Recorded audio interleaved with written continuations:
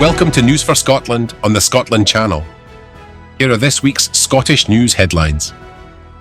Scots would vote to leave the Union if a vote was held now, according to polling from Norstat. The poll revealed that 53% of Scots would vote to leave the UK, with 47% saying they would vote to remain. This latest poll comes just days after another poll carried out by the national newspaper by polling firm Find Out Now showed yes posting a 4-point lead over no. The Norstat survey showed the SNP were still on course to win the 2026 Holyrood elections, with 34% of voters planning to vote for them. Pollster Professor John Curtis of Strathclyde University said that if these numbers were repeated in 7 months' time, the result would see Labour narrowly hold off Reform as Holyrood's main opposition party. The news was welcomed by SNP Deputy Leader Keith Brown, who said it was crucial for a pro-independence SNP majority to protect families from Labour Party austerity cuts. The English state posing as the UK continues to deny the sovereign people of Scotland their democratic rights, with Keir Starmer having pledged there would be no referendum whilst he is Prime Minister, and with England's Scottish Secretary, Douglas Alexander, refusing to say how Scotland can democratically leave the UK if the Scottish people choose to. Another poll by Find Out Now showed the majority of Scots believe that Scotland should remove the monarchy and become a republic. 53% of Scots backed removing the English monarch as Scotland's head of state and becoming a republic instead.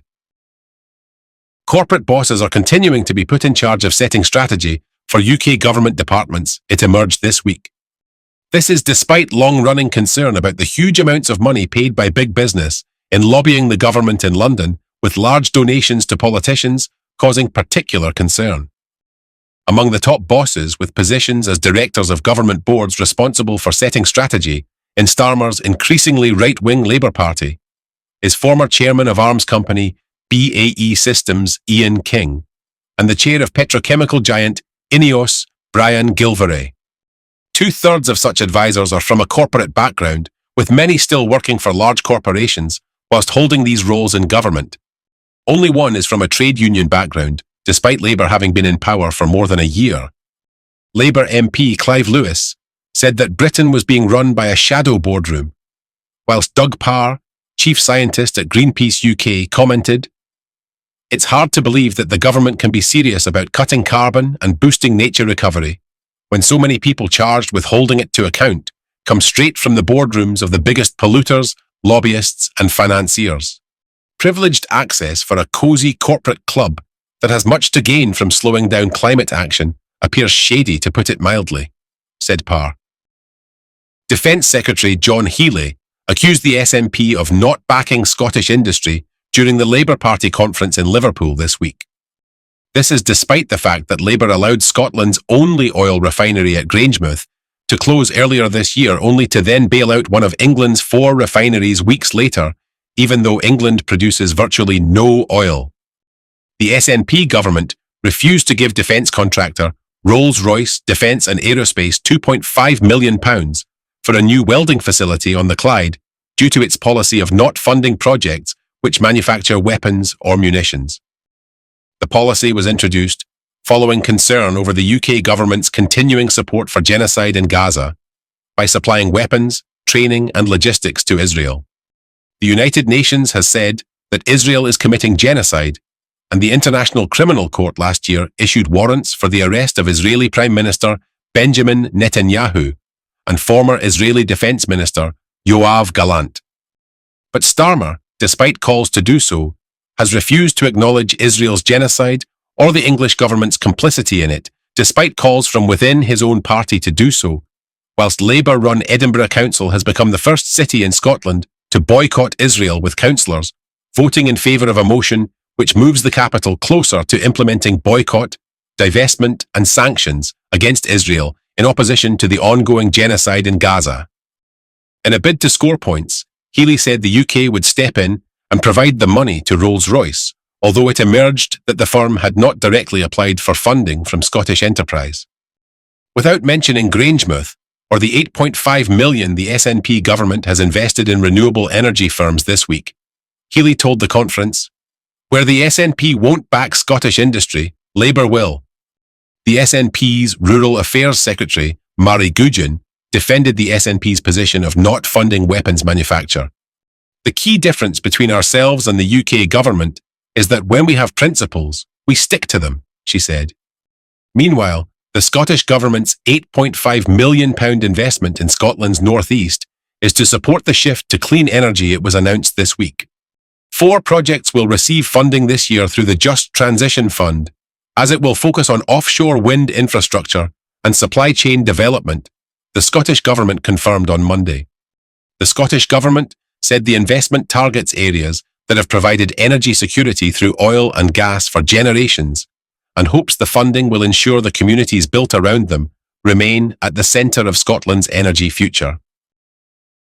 Labour Party members have backed a motion which the party tried to suppress, urging Keir Starmer to call Israel's military attack on Gaza a genocide at the Labour conference in Liverpool this week.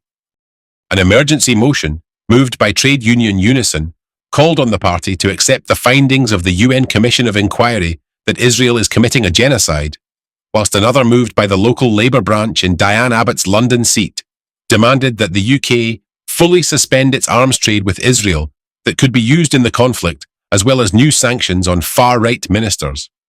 The party's conference arrangement committee had rejected 30 motions on Palestine from being debated at the event, but, despite moving the debate from Monday morning to late afternoon in a bid to reduce the numbers taking part, it was passed much to the embarrassment of the Labour leadership.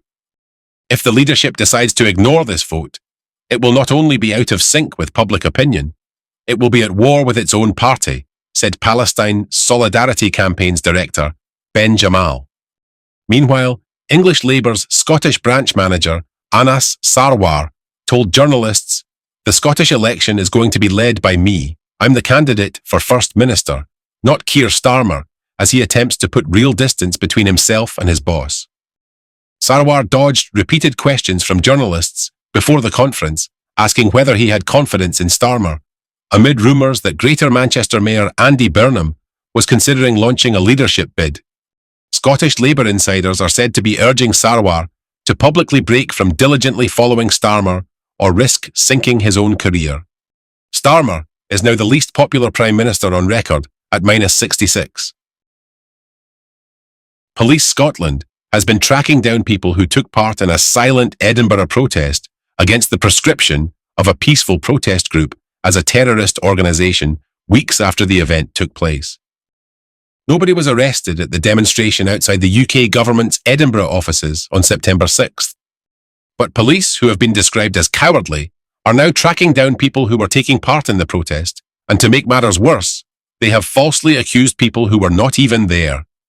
Starmer's government proscribed the Palestine Action Group in July after members of the group sprayed red paint on RAF planes at Bryce Norton in protest at the RAF taking part in reconnaissance missions over Gaza on behalf of the Israeli government. Despite the fact the group has only committed damage to property, not injury to anyone, the group were controversially proscribed as a terrorist organisation, even though the UK itself is complicit in the mass murder of civilians in Gaza, including tens of thousands of children.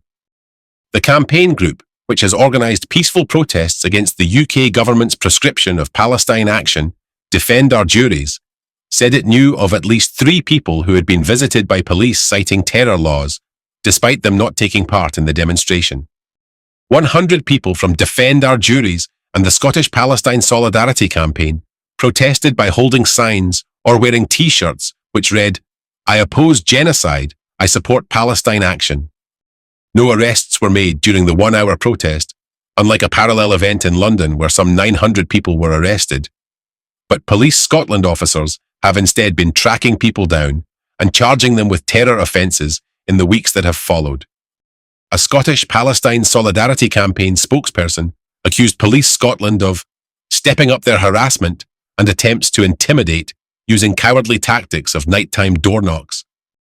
One of those arrested, a retired 67-year-old former civil servant, said, "I've never even litter dropped in my life, always law-abiding, working for the UK government for decades before ill health made me retire, now being charged as though I'm as bad as a real ISIS terrorist." Another protester, a retired teacher who has faced arrest for holding a placard, accused Police Scotland of cowardly behaviour. Although policing in Scotland is devolved, Scottish Justice Secretary Angela Constance has yet to question Police Scotland's Chief Constable Joe Farrell's use of police resources when there is real crime to be investigated.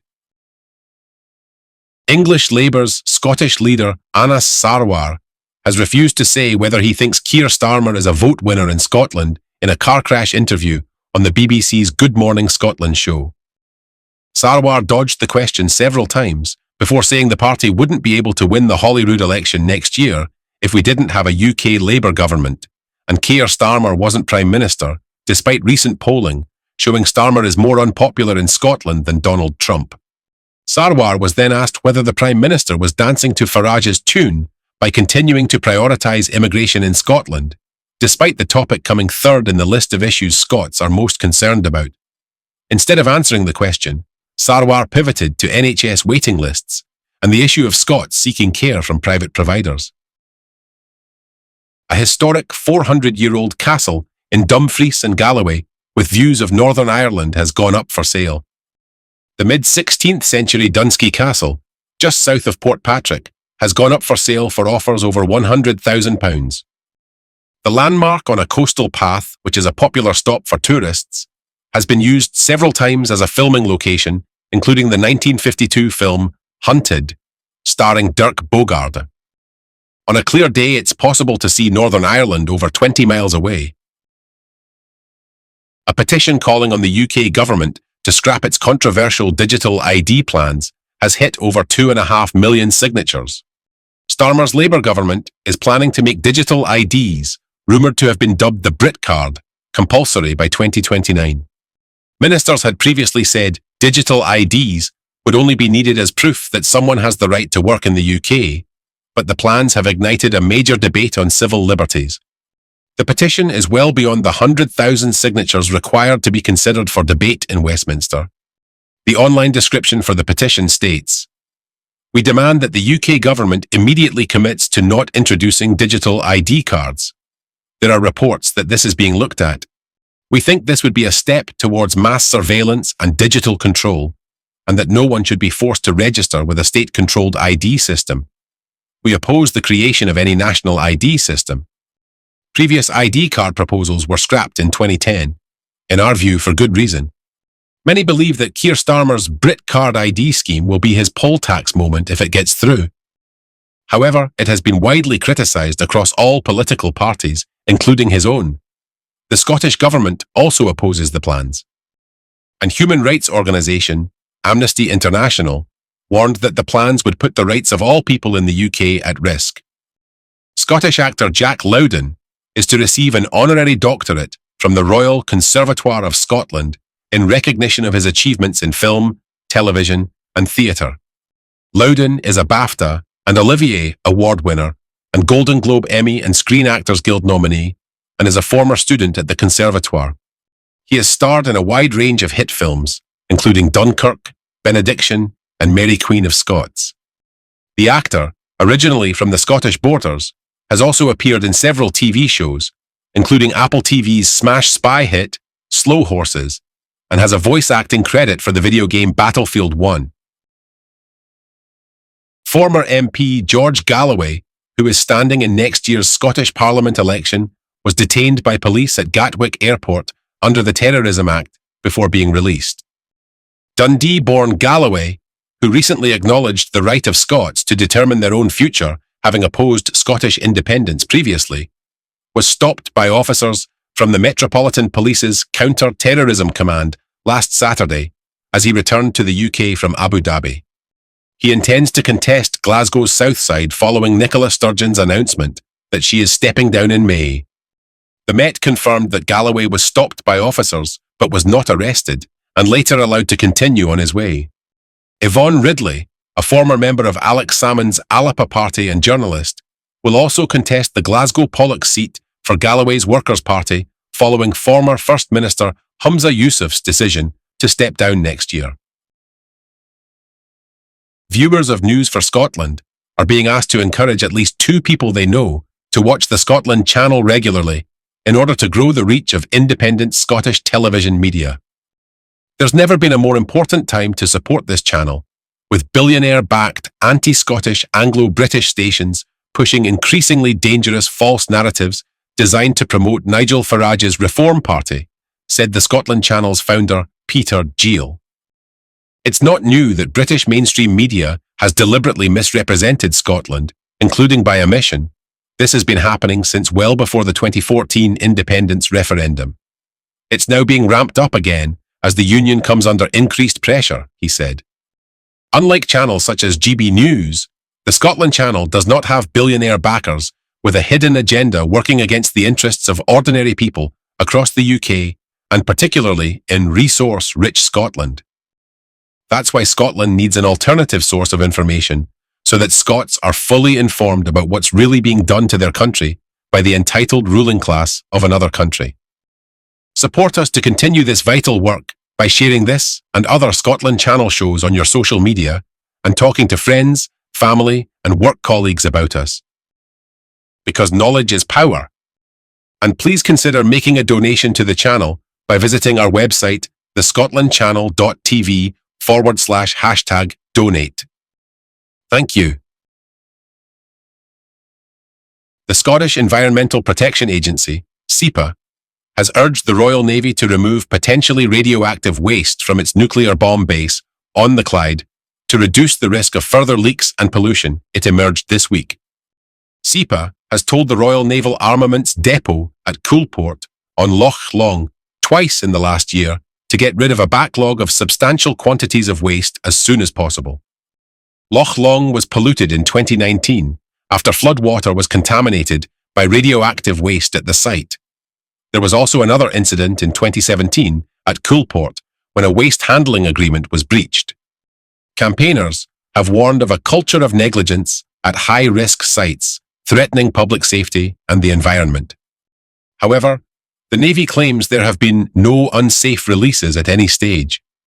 Coulport produces large amounts of dried waste material, known as desiccant, which can be contaminated with radioactive tritium, which makes nuclear explosions more powerful. In November, SEPA found a backlog of 108 bags of desiccant, and in April, there were still substantial quantities on the site. Because Coulport is a UK military base, it is exempt from pollution rules that govern civilian sites. The Scottish Campaign for Nuclear Disarmament said it is deeply concerning that the Ministry of Defence continues to ignore calls for closer scrutiny of these facilities.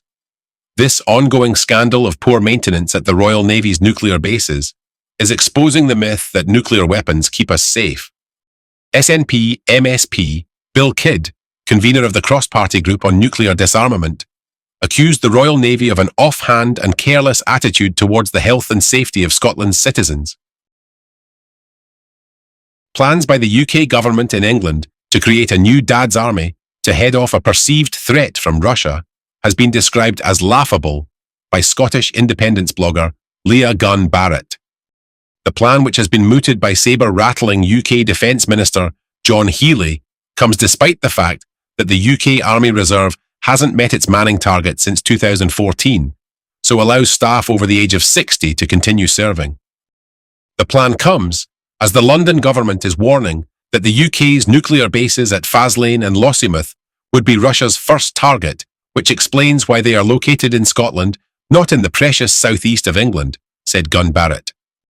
Russia would do better to target GCHQ in Cheltenham, the nerve centre of UK imperialism, or MI6 in London, whose sole job is to dream up ways to poke the Russian bear and manufacture consent for war, she added. At 65, Healey himself could be eligible to serve in the new Dad's Army, but almost certainly won't. We are introducing a regular feature on News for Scotland, Independence Notice Board, for Yes groups to publicise forthcoming events to our viewers. If you are an independence group wishing to publicise an upcoming event, please email details to info@scotland24.tv.